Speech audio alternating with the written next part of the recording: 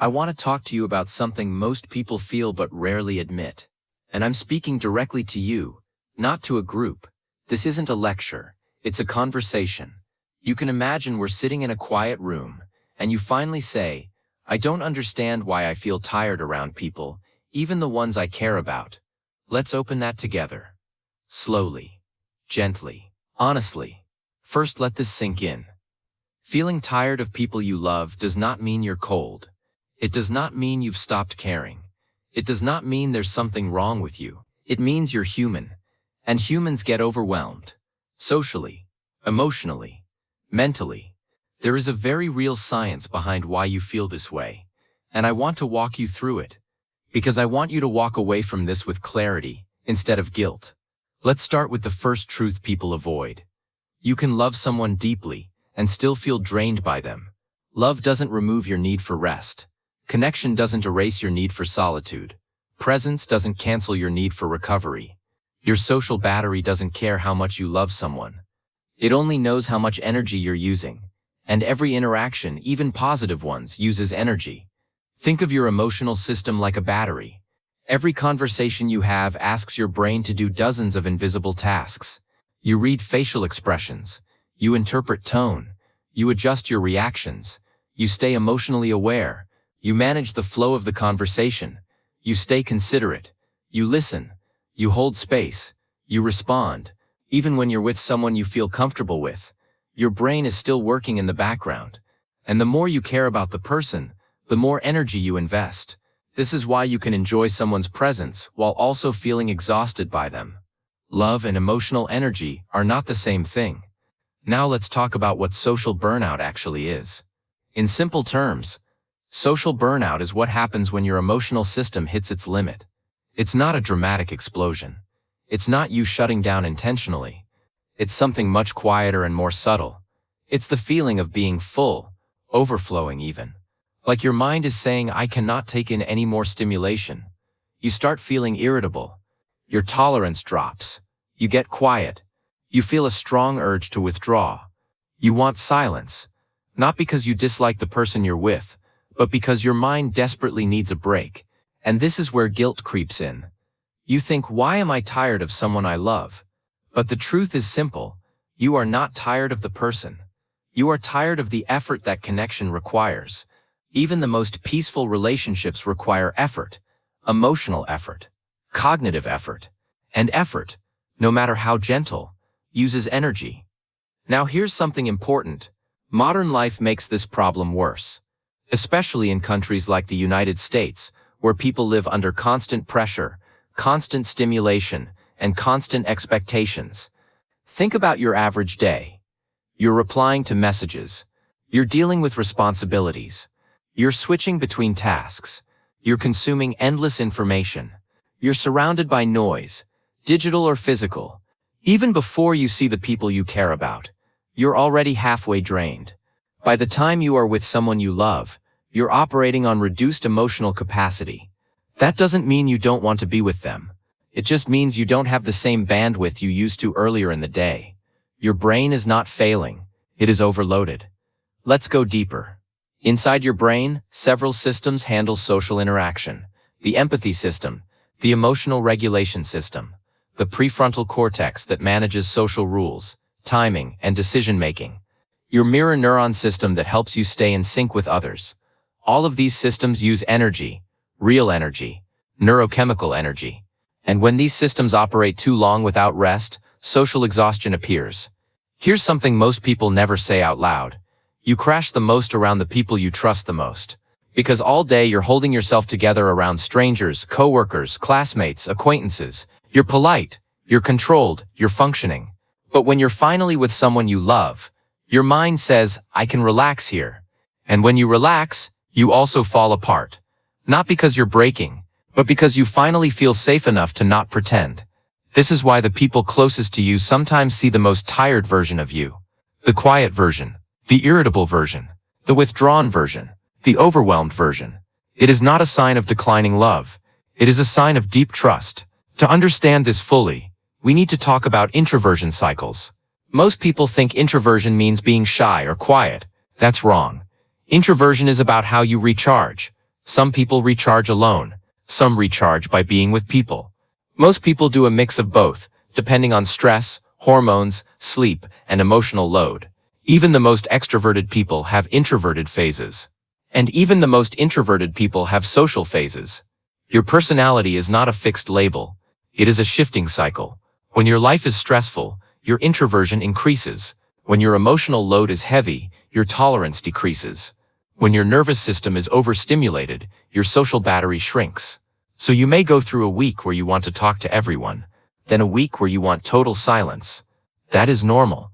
That is human. Now let's talk about emotional labor. This is the part that drains people more than anything else. Emotional labor means the mental and emotional effort you put into maintaining a connection.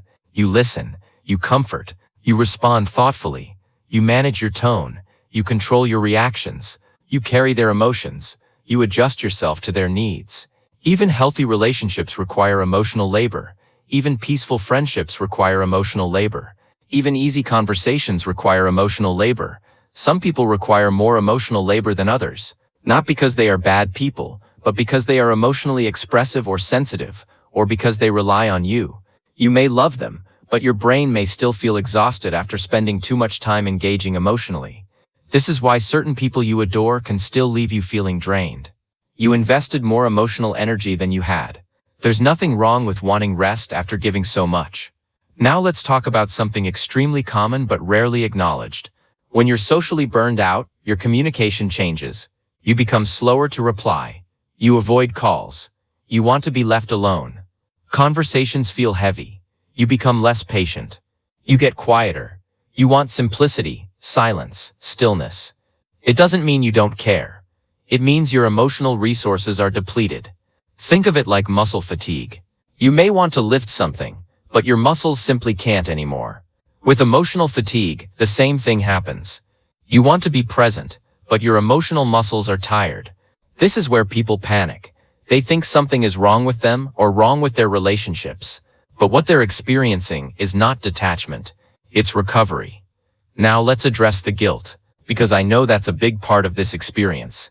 You feel guilty for needing space, guilty for wanting quiet, guilty for pulling away, guilty for not being as available. Here is the truth you need to hear. Needing space is not a rejection. Needing quiet is not selfish. Needing rest is not abandonment. Needing solitude is not coldness. Needing emotional recovery is not unloving. It is maintenance. It is survival. It is necessary. You are not built to be available every moment of every day. You are not built to respond instantly. You are not built to hold everyone's emotions. You are not built to carry endless conversation. You are not built to live without rest. You are not a machine, and even machines overheat. Now let me give you something important. Practical ways to recover from social burnout. First, allow yourself real silence. Not scrolling. Not watching. Actual silence. 10 minutes of being with your own mind without responding to anything.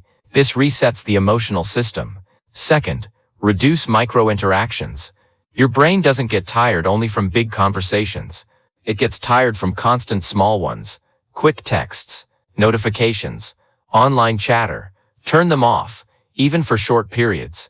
It will calm your system faster than you expect. Third, spend time with low-demand people.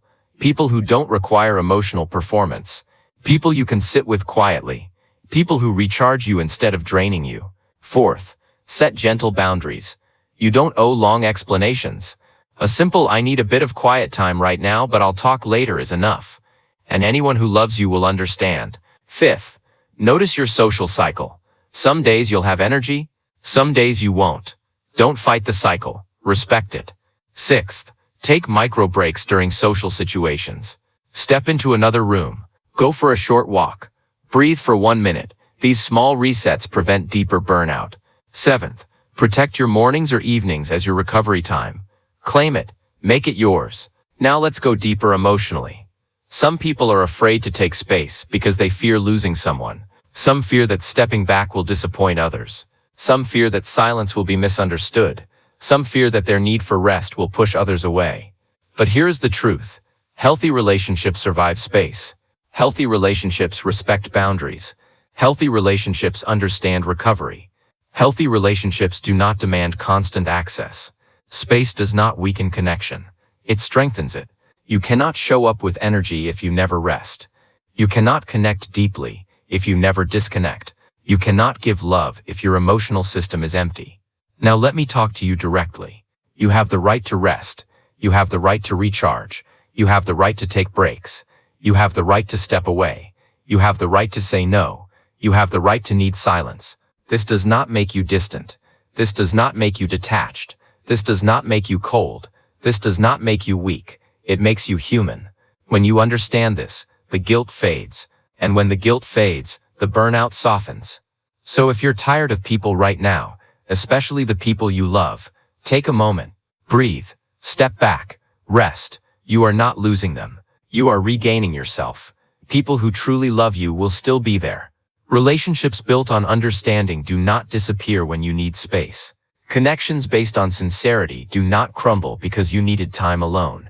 You are allowed to rest. You are allowed to pause. You are allowed to return when you feel full again. And that is what social burnout truly is. Not the end of connection, not the decline of love, not a sign of failure. It is simply the mind saying, I need a moment. I will come back when I am whole again. This is your full explanation from start to finish, from overwhelm to clarity, from confusion to understanding, from guilt to permission. This is your file today, from Body Logic Files.